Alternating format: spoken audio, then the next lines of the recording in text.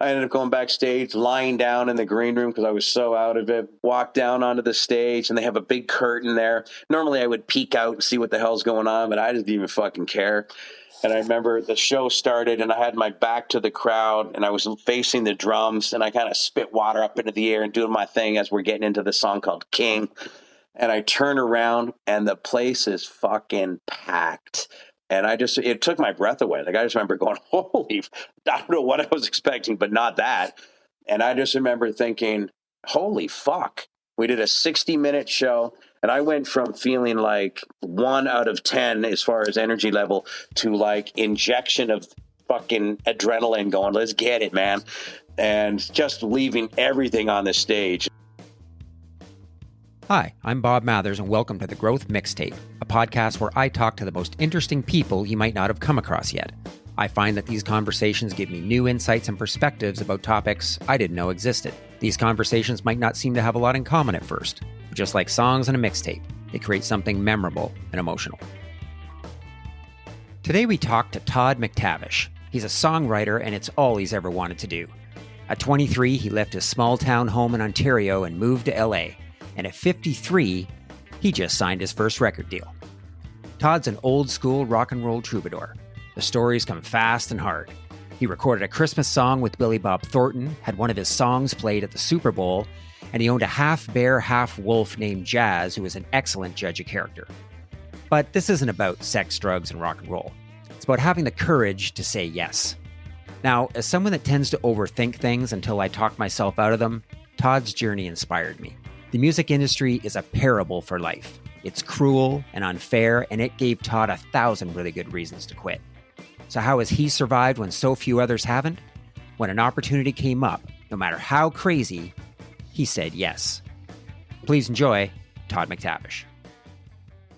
All right, Todd McTavish. I'm super excited for this conversation. I've had it circled on my calendar since we arranged it, I don't know, a month and a half or so ago. I've got a ton of questions, and I really look forward to digging into this. Likewise. Good to be here, guys. Thanks for having me. Awesome. So it's interesting. I don't talk to a lot of songwriters, but I'm a massive fan of music and good songs. It's just been sort of a part of my identity. It always has been. But my relationship with music has sort of changed throughout my life. And so I've become really fascinated with talking to artists lately about their creative process. And as I start creating more content for my audiences. So it's interesting. If you asked me what I'd be most excited about a conversation like this, maybe 10 or 15 years ago, it would basically be like, I want the MTV behind the music with Todd McTavish. I want to hear the sex, drugs, rock and roll, the crazy stories. And I still have probably an unhealthy fascination with stuff like that.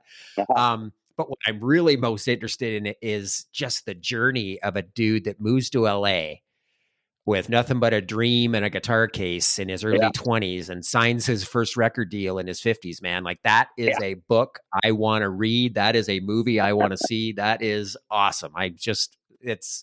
What a story. That's crazy. So I'm really looking forward to this.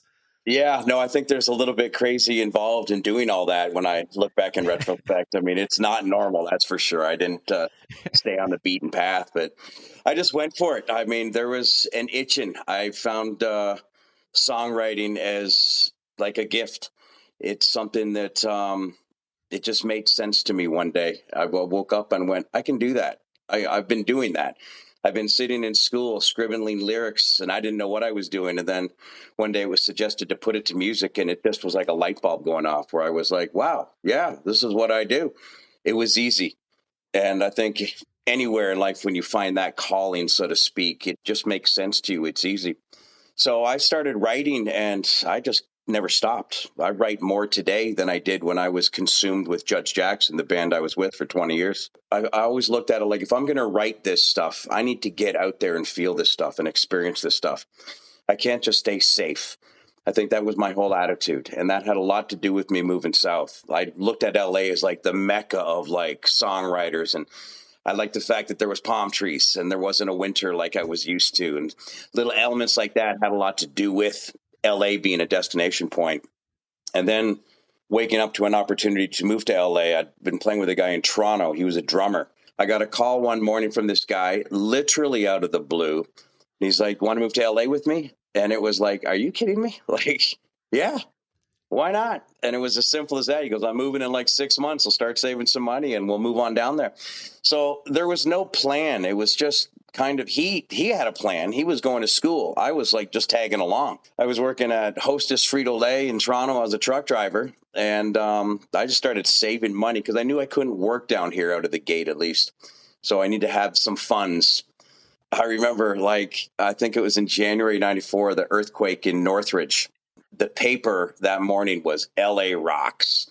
And I remember cutting the headline out and wrapping that around this little jar that I had, this little plastic jar, taping this lid on it with a Rambo knife, cutting a hole in the middle, just like a piggy bank.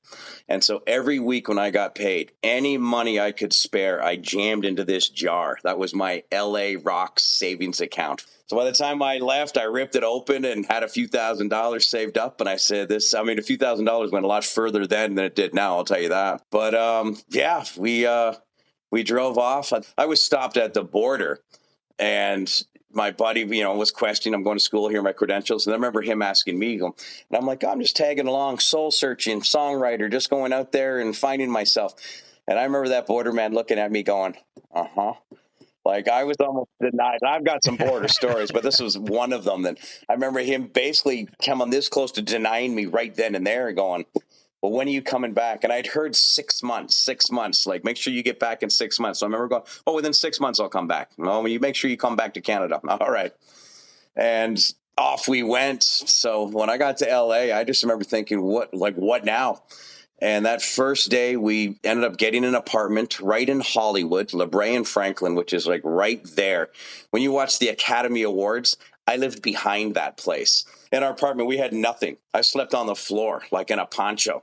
I didn't even bring a sleeping bag. Like, I don't know really what I was thinking, but I don't think I was thinking.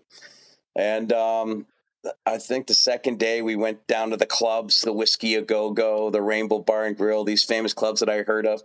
And I was just like a child. I just remember thinking, holy fuck, I'm in this major city. I know nobody, but I was electrified at the same time. And by day 3 or day 4, I started picking up the fanzine magazines. I advertised myself as Todd the Hitman McTavish. I write lyrics. If you need a song to be written, call me. So I started getting callbacks from people, started just getting myself out there, auditioning for bands. I really just wanted to write songs for other artists. That was my whole thing. I just want to write songs. Don't care if I'm on stage. Don't care if I'm in front of the camera. I just like writing songs. That was my whole thing from the beginning.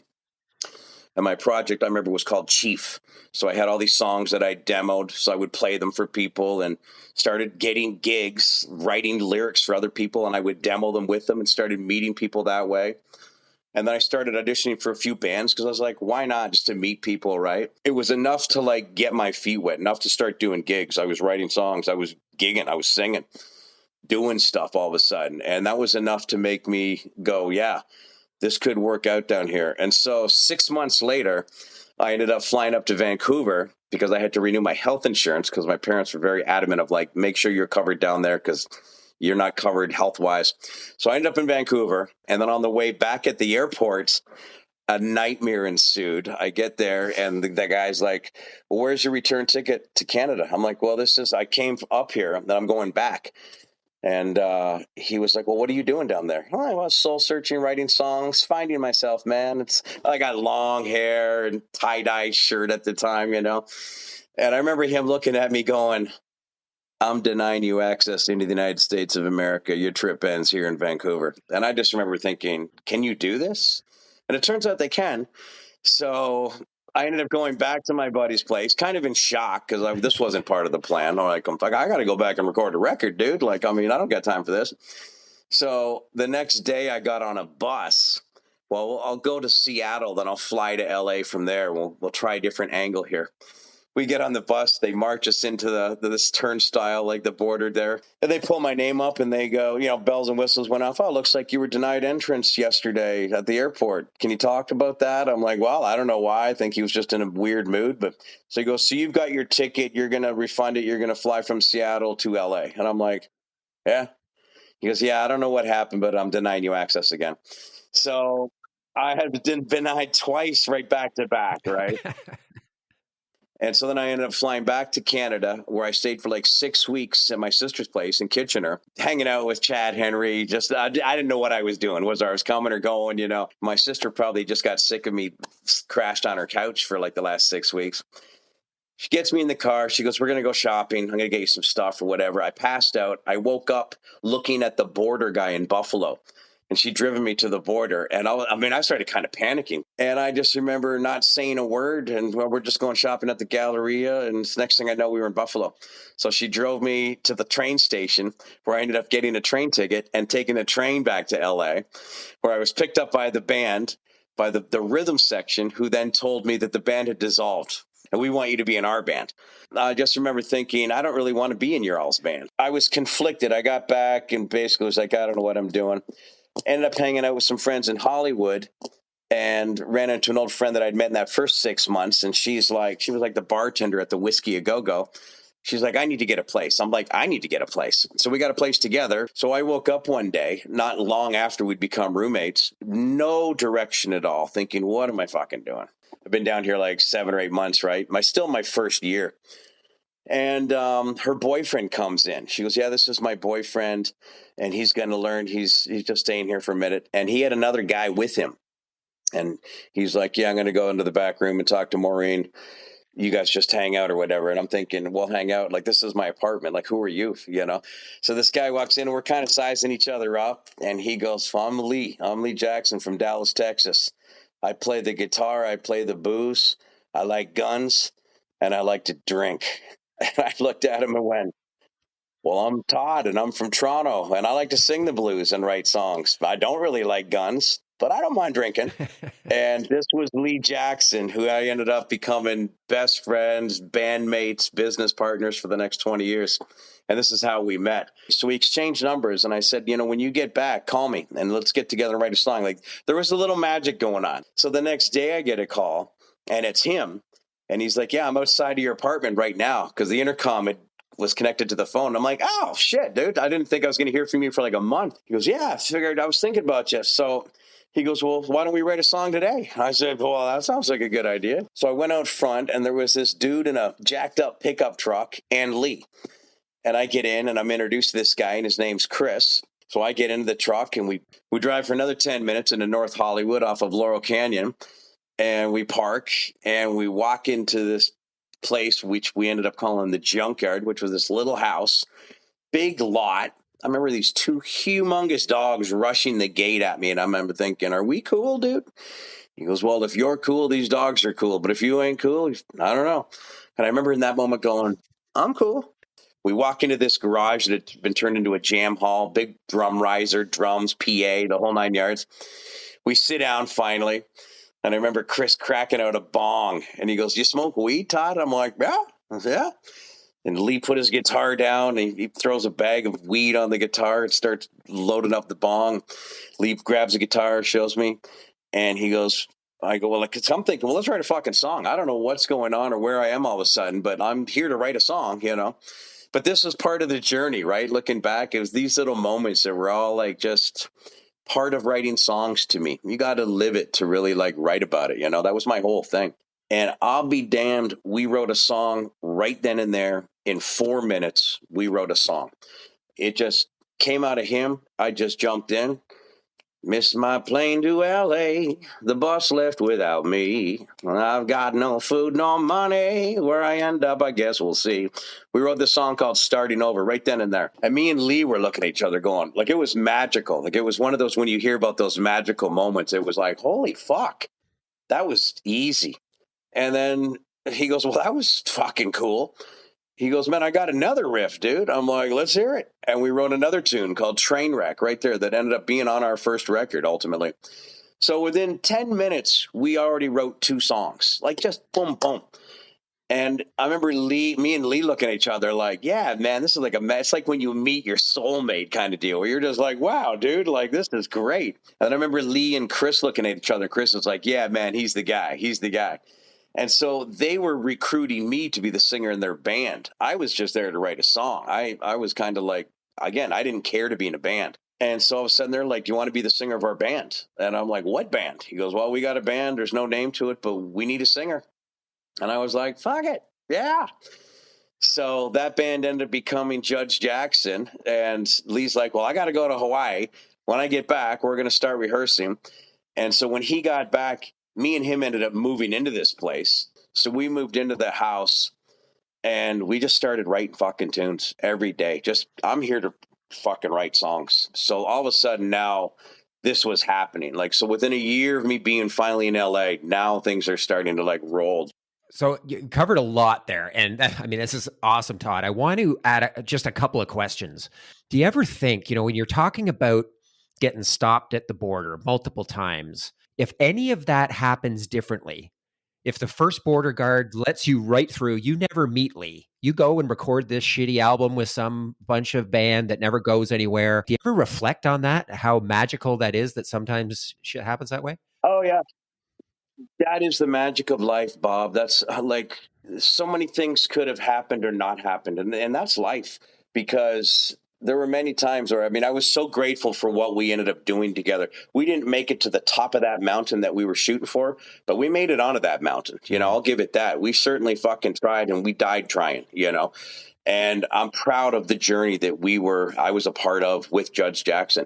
Yeah, when you're sitting there telling me that story, I'm thinking about, for one thing, I'm sort of thinking about as a parent now of kids that are your age. So I'd love to hear how, whether the parents pushed back at all or how they felt about it. As a parent now, I couldn't imagine my daughter going, "Hey, dude, I'm just going to no, you're not." Like, my parents were they knew me to the point where they were just like, "Good luck." Right. Like, you always have a home to come home to. But I guess they knew me well enough where they're like, "You're going to do whatever you're going to do. We think you're crazy, and you're probably a little bit nuts for even attempting to do this, but good luck." They were fully supportive. You're never going to go anywhere if you don't at least attempt to try and do it. And I look at that as life. Like, sometimes you got to risk it to just get out of your comfort zone. It was certainly getting out of my comfort zone. You mentioned you dropped a name, Chad Henry. So that's how you and I cross paths. I've known Chad, and not as long as you have. But when I was telling him about having you on the podcast, he's like, "Oh, you got to have Todd tell you about this crazy fucking dog in this junkyard." He said it was the biggest, scariest. I think it was half wolf, half bear. So that was the dog. I think it was. And that's a good description. And as comical as that sounds, Bob, that is no lie. This dog was the greatest. I was talking about this dog yesterday, as a matter of fact. His name was Jazz. He was that dog that rushed me at the gate. I'm like, holy shit. Like, look at the size of this thing. It was, it was part wolf, part bear, I'm convinced, but it was the coolest dog. When you look back, if you've had pets or whatnot, there's that one pet that you were like, that was just the greatest dog. This was that dog. He was so cool. Great judge of character.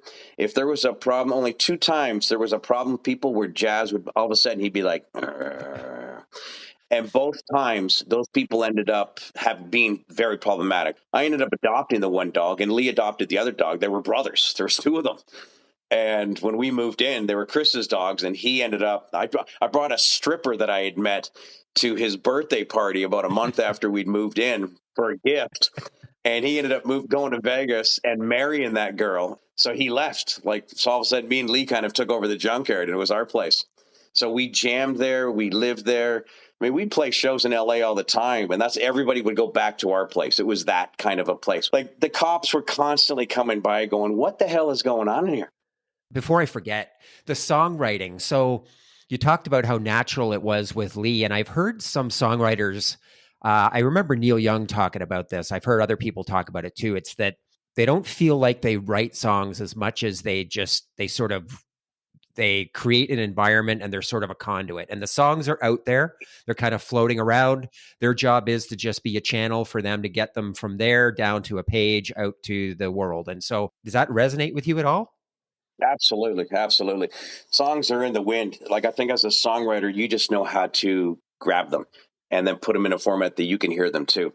They're everywhere. They're infinitive. That's how I look at it. Like, so I think that's a good way to put it. Like, I can hear melodies with the birds, with the wind. And as a songwriter, your gift is just to channel that. So now I can put it into a context where you can hear it too. Good songs, they just write themselves effortlessly. Sometimes, and I look at it as a gift of God. Like, that's what I've always said, because sometimes I'll look at the page and go, where did this come from? Yeah. Like when I try and write songs and okay, I'm going to write about this and rewrite it and this and that. At the end of the day, it sucks. Like when I just turn off and just write what the Lord pushes through me. That's almost how I look at it. That's the good stuff. Don't think too much. Like just write, and and it's simple. Like good songs to me are real simple. Good songs you can play with two hands on a piano. Great songs you can play with one finger. It's not what you say, it's how you say it. That melody is everything. A great song you can just sing on its own. Like Happy Birthday. We all know how to sing that. You don't need an accompaniment. You don't need a guitar player. It just holds its own with the melody. Lee and I probably wrote 300 tunes, 300 plus tunes together, just me and him. So you learn how to craft a song a little bit better the more you do it with any, trade. I feel like with songwriting, you get better with age. Yeah. You kind of start understanding how to write as you get older. And so it gets better, in my opinion. I think songwriters get better with age. Well, do you still write with other people, or do you do most of it alone now, or is it a mix? I do it mostly alone now. I've got like 3 different projects going on right now, but I'll still write with other people and collaborate when it naturally happens. Like I was just at this bar the other day seeing a band that were kind of recruiting the guitar player for this one band I've got called Tunstall's Ranch, the Southern kind of Chris Stapleton kind of vibe thing going on. And we went out to see this guitar player, and he's a good friend of the drummer in this Tunstall's Ranch project of mine.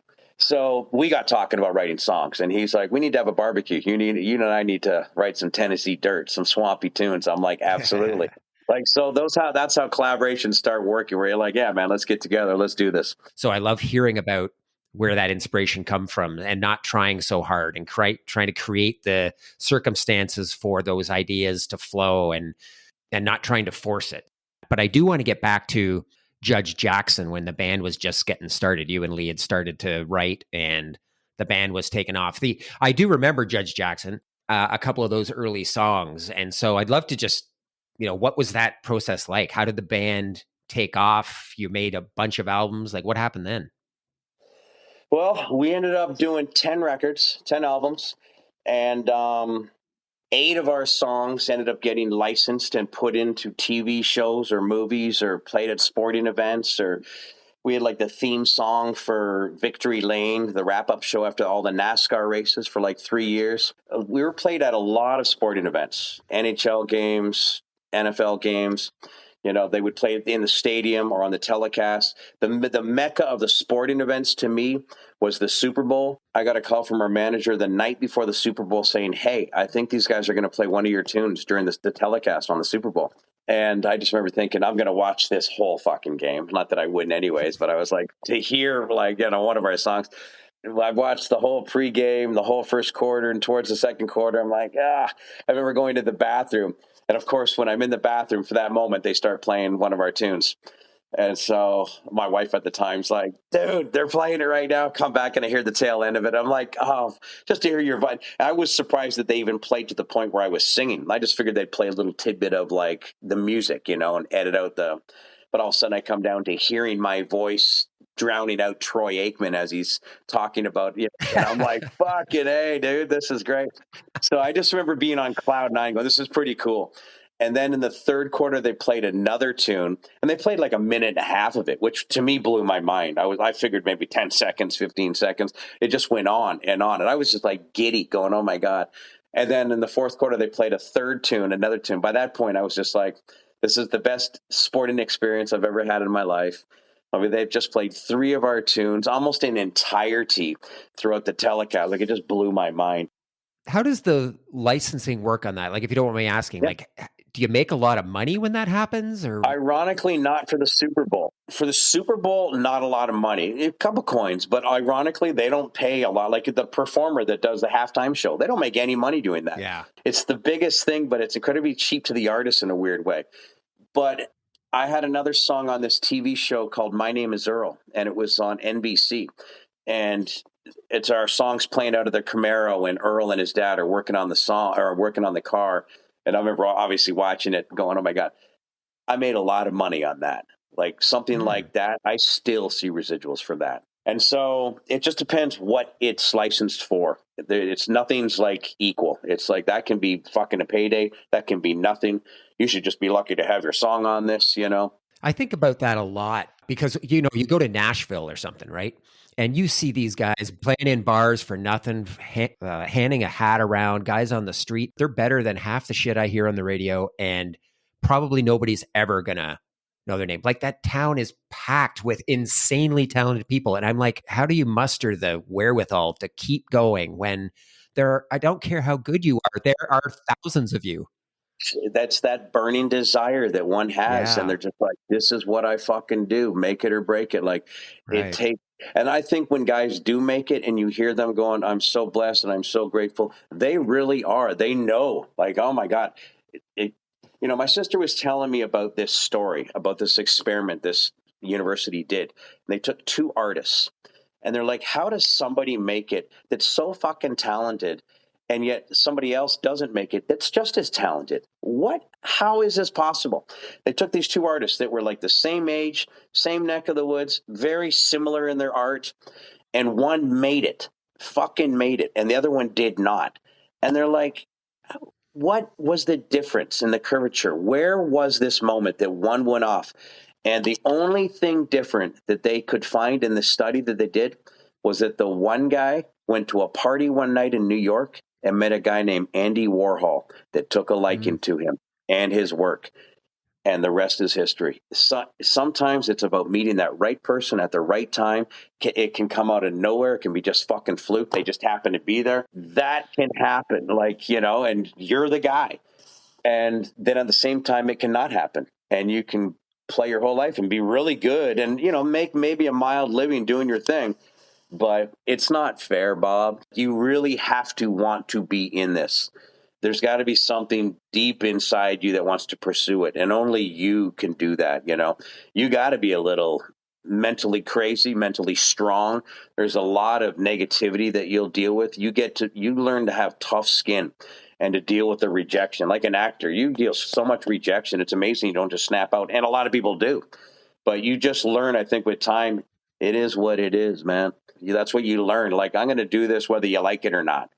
And you just start taking that kind of mindset. I do this for me. You have to separate it. You have to pour your heart out. But at the same time, you almost don't have expectations anymore. You just look at it, go, keep fucking forging forward, but don't have expectations. Things happen. Cool. Like, I just recently got a record deal. I signed it like in December with this band that asked me to do some vocals for them. So as a favor, I'm like, yeah, I'll sing on your record. I'll sing some tracks. They already have a record, but they're like, well, we're doing this and we're doing that. Could you, because I was getting him to do drum tracks for me. So he's like, well, I'll do some drum tracks for you for your stuff if you could sing on my stuff. I'm like, sure. And all of a sudden they're like, you think we could have lunch with you? I'm like, yeah. So we get together and they kind of sit down and it was like Judge Jackson all over again. Could you be our singer in the band? Like, I think you should just be our singer. I'm like, I got nothing better going on. Sure, why not? Next thing I know, this guy's wrangled up a fucking record deal where I'm like still in disbelief over it, going, how did you do that? Like, they're based out of Montreal, Canada, actually. We've never even jammed in the same room together. They'll send me the tracks and I'll do them. I'll send them the tracks. I'll submit tunes to them. But here's a situation where I've done so very little and I'm signing a record deal. Nothing might come of it. Everything could come of it. All we can do is like make the best record we can make and whatever's going to happen. That's the way I look at it. Like, but nevertheless, I look at Judge Jackson and what we did, the hundreds, if not thousands of shows. I stopped counting shows after our 1,000th show. I stopped counting songs after we wrote 100, For every one song that made it on a record, we probably wrote 3 tunes. But yeah, you can do all the right things and not get anywhere. You can do nothing, and all of a sudden shit starts falling on your lap, and you're like, what the fuck? Well, it's interesting you mentioned that. Yeah, Todd, because you say it's not fair, and it's not just the music industry that's not fair, but listening to you recount all of that, the one thing that you've done is just said yes. Like, there's so many things that were opportunities that were presented to you, and yeah, it's not fair. Maybe there's some shit luck involved, like the person meeting Andy Warhol at a party. But the one thing you can do is just stay curious. And they want to have lunch. Okay, let's go have lunch. They want me to write a song. Sure, I'll write a song. Like, a lot of us put all these obstacles, like, where's that going to go? That's a waste of time. I don't want to do that. And listening to you, it sounds like I don't know. I don't know what's going to happen. Why not? Let's go do this. Let's err on the side of saying yes to things. Don't ever get so jaded where you just shut down and say, fuck it. At the very least, a friendship could happen, or like you just never, that's what I've learned. Sometimes the worst things that we've done have turned out to be the best things. Yeah. Like I'll share a little story. I ended up having the pleasure of working with that actor, Billy Bob Thornton. Our manager got a hold of us and she said, I want you to write a Christmas tune so we can license it. So Lee and I wrote this tune called Christmas Tree. So she gives it to a producer friend of hers that works for Fox. And he calls her up and goes, I like the tune. So he calls her up and says, I just want Todd and Lee to come down to the studio because it's in someone's house. I want them to meet the guy and see if it's going to be applicable to record in this guy's house. So I roll down there. We get to this really nice house. We get inside. I'm escorted down into this really cool studio. And at this point, I'm like, this is pretty cool. Billy Bob Thornton walks in. It's his fucking house. It's his studio. Like, it's crazy. Slash used to own the house. Put this cool studio in the basement, sold the house to Billy Bob. And then Billy started recording all. Like, he's like a phenomenal musician. Don't get surprised with the movie star bit. He's a musician. That's really what it is. The movies just fund his habit in the music world. So anyways, we recorded this fucking tune called Christmas Tree. And I ended up going to his house like 8 times doing sessions for one tune. Like sometimes we would just hang out. We kind of became buddies and it was just like cool to hang out and whatnot. But he told me this story when his band was up in Canada and they were in the middle of a tour and he did this radio interview and it just went off the fucking rails. I think 5-10 minutes into the interview, he walked out. He's like, fuck you. I told you not to mention the movie star bit and whatnot. And just the interviewer was really rude to him or whatever happened. But he goes, I was so pissed off and I had gotten food poisoning the night before. I just didn't give a fuck. We ended up canceling the rest of the fucking tour. Like it was just a shit show. It just went off the fucking rails. I'm like, that's shitty. He goes, but the moral of the story is that interview was so shitty, canceled the last 5 dates we had on the tour. In my musical career, I had such a spike. We had more sales, more press from that. It turned out to be the greatest thing that ever fucking happened in my musical side of things. So the moral of the story is things can go according to plan and that's great. But sometimes when they don't, it can end up being even better. Hilarious you mentioned that with Billy Bob. So I have a drumstick in my house from Billy Bob. So do I. Because Billy Bob might have canceled a bunch of dates on that tour, but he did play a couple more because a couple of days after that interview, he was opening for Willie Nelson in my hometown. And my wife and I were like in the 5th row. Nice. And afterwards he threw a drumstick out because my wife's cute and she was in the 5th row and she caught it. And that was awesome. What a small world, right? And you're hanging out with Billy Bob and Willie. Yeah, I got a drumstick with his name on it. He's whatever he signed it. I think he signed it to my kid. Yeah, he's a drummer. He ended up playing the drums on the tune that we played. I would go there the next day, and he's like, and it's just me and Billy, and he's like, yeah, man, like that song, and I'm thinking, it's not going to work out. It's okay, buddy. Like, I mean, we don't need to beat around the bush. Like, let's just move forward with we're leaving these tracks the way they are. But just such a cool guy. Like, when you see cool in the dictionary, there's a picture of Billy Bob dressed as Bad Sand in there looking back at you. One thing I've always wanted to ask, Todd, to sort of ask people that create art like this. So it's interesting. When I think back, for example, on my adolescence, right? And this is usually a time for a lot of people where music means a lot to them, right? Because we're all trying to find our group and our people. And so we're trying to figure out who we are and what we want to identify with. And so for me, I listen to a lot of rock, but I also, at that time, it was all about the Smiths and, the House Martins and these early English bands. And the interesting thing is that I don't listen to that music anymore very often, but when I go and I, put on This Charming Man or something, some song that I haven't heard in 25, 30 years, it's like, I am 14 years old again. Like there is nothing like music it's a time machine. It can, and I feel 14, I feel insecure, I feel nerdy, I'm afraid to talk to people. Like it is incredible how it can do that. And for somebody that creates music, like there are Judge Jackson songs out there that do that for people. That'll be like a middle-aged, I don't know, soccer mom taking her kid to practice and she listens to Judge Jackson. All of a sudden she's 15 years old again. Like, do you have music that does that for you? And do you ever think about, holy shit, some of my music does that for people? I'll be in the car and hearing the Beatles, and all of a sudden I'm like 9 years old again in the back of my parents' car, listening to like cassette tape going. Like music is time. That's the thing about music. It's like a bookmark in your life. And when you hear that Yeah. tune 30 years later, it takes you back to that place and that innocence, and you can't help but just go. That's why we listen to old stuff, because it takes us back, and it's a pure time, and that we associate it with good memories or whatever that association was. And I mean, there can be different associations. There can be sad, like, oh my God, it can provoke all sorts of emotions. That's the power of music, man. Yeah. And there's something about that music about that time in our life. Cause you mentioned, Chris Stapleton, for example, who I listen to a ton of, and I love it. But I'm not going to listen to Chris Stapleton 20 years from now. It's not going to affect me the same way as the music that I grew up listening to when I was a teenager, right? When you look back on your career, Todd, was there ever a point where you thought, "Holy shit, I made it. Like I think I made it." Well, there was one moment in the career that I've had that we were opening up for this band called Buck Cherry, Oh yeah. and we were playing the Phoenix Stadium. And this is when they were having the one big record and things were popping off. And we actually know those guys. We were like, man, we should do some shows together. Well, the first show we ever played was the Phoenix Stadium. They were headlining it, and they brought us in as the direct support. And I remember that place was fucking packed. I mean, I don't know if it was packed, but there might have been like 40,000 people there. It was a good crowd, right? And I remember Pat Tillman. He used to play for the Arizona Cardinals, For and he sure. was the guy that ended up getting killed in battle.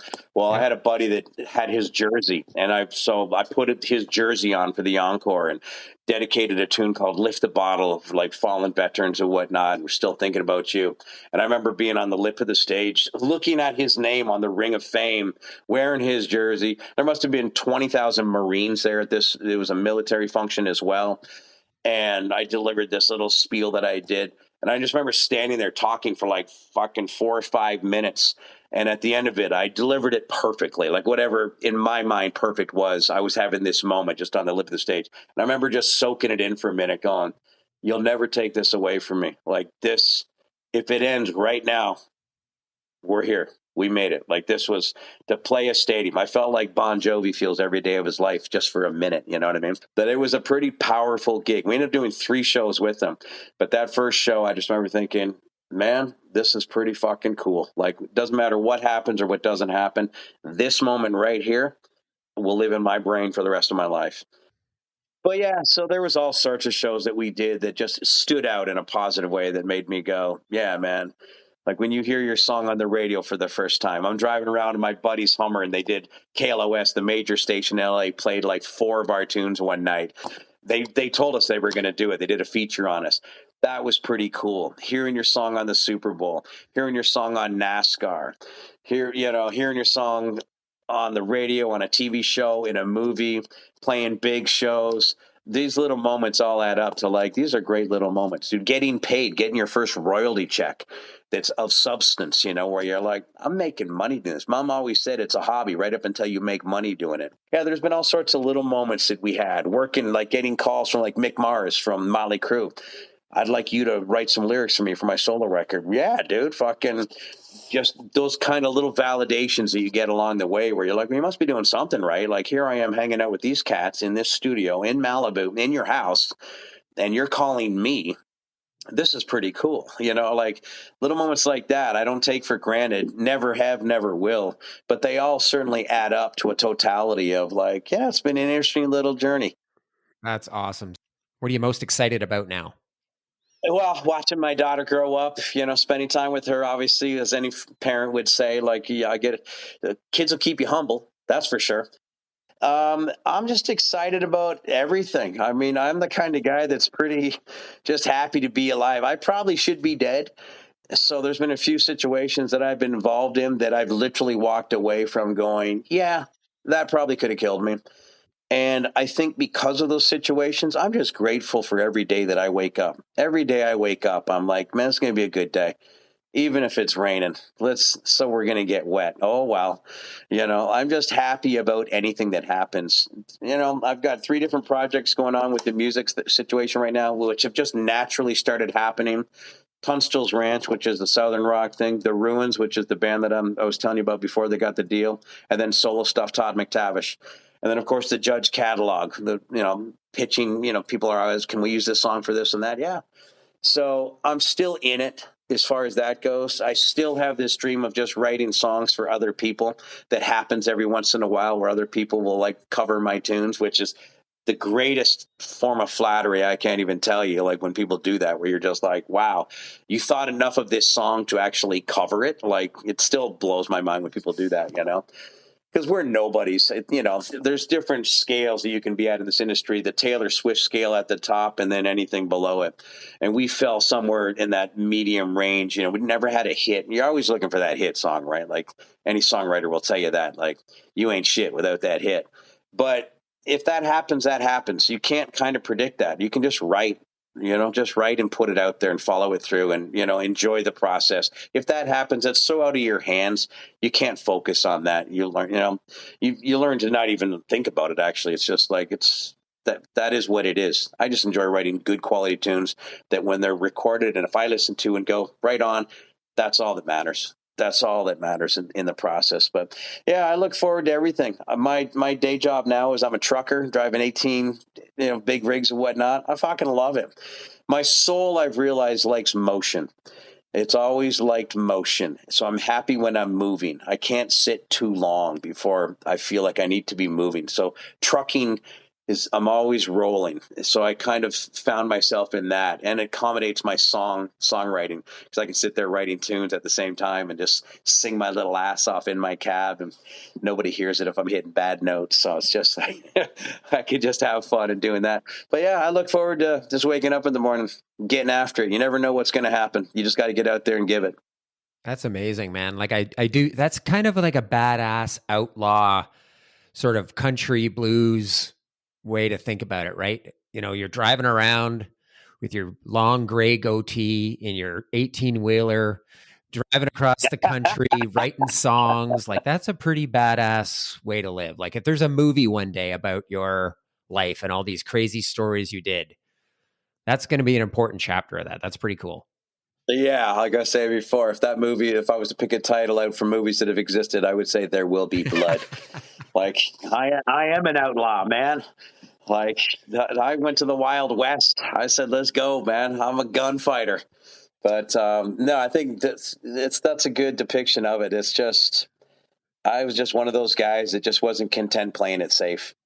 I said, man, whatever's going to happen, let's just get out there and enjoy the adventure and meet people, and let's go see some of this country. Let's go see some of this world, And you run into good people everywhere. That's what I've realized. People make a place, and whatever's going on is going on. But you run into the right people, you can have a great time anywhere, man. I mean, that's what I've realized. I've had parties in like back rooms and had the best fucking time because the right people were there, and we walked out going, "Fuck, that was just a blast!" What a great time. So it doesn't matter where you are. It's just enjoy where you're at. Trucker talk. I don't know if you realize it, Todd, but you've sort of imparted a lot of wisdom in this conversation that I think a lot of people that maybe don't have any relationship with songwriting can take away. Things around, really creating art or content, whatever that means in your life for you, right? And not being swayed by what you think other people want to hear. And most importantly, you got to enjoy the process. I see this with my kids and people around me. Like, God, if you don't enjoy the process and you're working towards some sort of outcome, especially if that's highly dependent on what people think, you're going to run out of energy and time before you ever find whatever success you're looking for. Focus on the here and the now. Whatever's going to happen down the road, that'll happen. But just focus on the moment. Like, I heard something the other day that it struck a chord where it was like, no matter what you think, you're probably right. Yeah. And I always think about that and go, that's so true. Like, if you don't think you can do it, you're probably right. You probably can't. And on the flip side, if you think you can do it, you're probably right. Like, whatever you think, you're probably right. Manifest it. Like, just make it happen. There's people that think about it and don't do anything, but there's other people that think about it and then say, fuck it, let's take this risk. Let's do this. But what's the worst that can happen? We can have some good times. We can share some moments. We can have a good memory. Sounds positive to me. And even if it's not, like the Billy Bob Thornton thing, even if it's not, it can be the best thing that could ever happen to you. So you can't go wrong. Like, if it's good, great. If it's not, it still could be good. Don't worry about it. Don't worry what anybody else thinks. That's what I've learned. Doesn't matter what anybody else thinks. Yeah. Matters what you think, what you feel like you want to do. Like, that's what matters. And if you can do it legally and make money, even better. I can't think of a better place to end the conversation there, Todd. This has been so much fun. We're going to include in the show notes links to where they can find the different projects you're working on and the music. I'm gonna have to soak on this conversation because you've given me so much to think about, and this is as much fun as I was expecting it to be. This has been awesome. I can't thank you enough for joining me. Oh, my pleasure. It's been totally awesome. And I'm just glad to connect with a few people from my hometown of Kitchener-Waterloo. So this is just a real treat for me. The Growth Mixtape podcast with Bob Mathers is produced by Bespoke Projects. Music by Jean-Michel Walter Cronkite. If you enjoyed this episode, please take a moment to follow and rate us. When you do this, it helps to raise our podcast profile so that more people can find us. If you want to connect, you can find me on LinkedIn using the link in the show notes.